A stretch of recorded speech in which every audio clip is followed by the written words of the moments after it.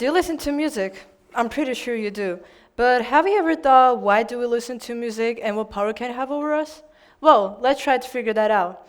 I started listening to music when I was a little kid. My mom used to turn on ABBA when I was just a newborn. And of course, I can remember that. But before I started preparing my speech, I asked her.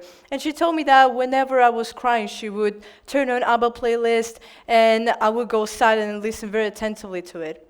She said, it seemed like you were plunged into another world. You would bawl your eyes, and it seemed like nothing else would matter to you at that moment. I always knew that music was just a part of me, but little I knew it was affecting me at that young age when you're not even self-aware and fully realizing what is happening around you. When you can't even understand that just a melody can have such a big impact on your emotions, your feelings, your mental health, your thoughts. Then my grandma started turning on different music for me and letting me play piano, because even though I was at that young age, the maximum I could do was just press some random piano keys. She would say, "Good job," and I would be very happy for the rest of the day.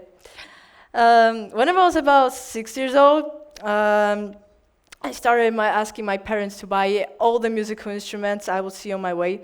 I had a toy, saxophone, flute, clarinet, tambourine, gong, clarinet, maracas, harmonica, guitar, and many others, and of course my main passion, piano. And then I started dancing. It was my new passion. I wanted to become a professional dancer, and my biggest inspiration was Yulia Zagorchenko. It's a Russian 10-time Latin dance champion and a current world Latin dance champion. And what I would do was I would turn on videos of her dances on YouTube, repeat all the moves. I knew them by heart. And then my mom took me to a professional dancing club. I started going there regularly, participating in competitions. I won some cups and medals. But one day, something inside of me made me to quit it, because I decided that dancing is an amazing hobby, but I was meant for something else. And I had to continue what I began, piano. So I went to music school. Not gonna lie, I love playing piano, and I was obsessed with what I'm doing, but those were 5 years of hard and time-consuming work. I remember those times me and my grandma would sit down practicing for my exams all the night, and that atmosphere was just giving the best vibes for me. After I learned by heart one composition, I wouldn't stop playing it. I would play it everywhere, at home, at school, even at restaurants. I knew it so good that I wouldn't even look at the keyboard. My brain and my fingers were doing their job subconsciously. But my heart was in another place. It was in those fake scenarios we all imagine while listening to music. I would imagine myself being on a big stage, everybody knows my name, they're all excited to hear me playing, I'm famous, and I'm just the queen of the universe. But eventually, I realized that music was something more for me than just practicing, just learning this boring material, just singing in this chorus where nobody really wanted to sing, but they were forced to go there because it was a mandatory lesson. So I dropped out. And that was the moment when I started perceiving music in a different way, when I realized that music can tell you so much about the world, about others' feelings, and your feelings as well. So I started analyzing, what can one's music taste tell us about that particular person? It actually can tell us a lot. For example, somebody who enjoys an upbeat and energetic music may be perceived as an outgoing and extroverted person. On the other hand, somebody who prefers a calm and melancholic music may be seen as more introspective or reflective. Specific type of music tends to make us deepen more in our thoughts, and it actually can speed up the process of getting over some trauma in your life.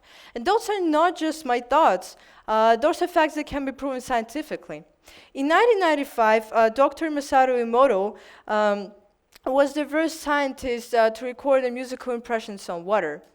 So as we can observe that music has power over nature, and so it's not only humans are not the only creatures that can be exposed to water. Yes. So what he would do? He would present the water with different types of crystals, then freeze the water, and then observe the crystals that it has formed under the microscope. So as we can see, the heavy metal songs or even rap would produce some misshapen, irregular, and kind of ugly crystals. And on the other hand, classical music as Beethoven's and Mozart would produce very beautiful, regular, and symmetrical crystals. Have you ever heard that some farmers turn on music for their cows? Why? Well, again, studies conducted in Japan found that cows were 23% more likely to and quicker to enter the automatic milking stall when music was played just prior and during milking. The slow music would mitigate the stress in cows and increase the amount of milk produced. Those two very interesting facts reveal the truth that music can heal, and it has a power over nature that is beyond our consciousness. But there are also some other things music can help humans with. The first one is the cognitive performance.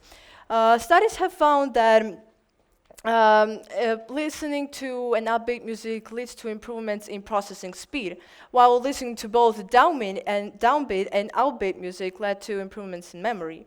So the second one is losing your weight. Based on a study again, the individuals who dined at dimly lit restaurants would consume 18% less food than those who ate at different places. Researchers propose that the combination of music and lighting created the relaxed ambience, and this relaxed state may have led participants to eat at a slower pace and be more mindful of their satiety cues, resulting in the reduced amount of food intake. The next one is motivation improvement. It's much easier for us to exercise and work harder when listening to a fast-paced music. And the last one, of course, mental disorders. Music can be a very effective and safe treatment for a variety of mental disorders, including depression. There are a lot of other different common facts about music, but I wanted to just mention those that I found probably the most interesting and surprising. Music is such a wonderful thing that can be used in different fields, even medicine. There have been so many cases when it helps somebody to heal and it just changed somebody's life that it just makes me to say it once again. Listen to music, dance to music, sing to music. It's just gonna naturally make you happier. And thank you for your attention.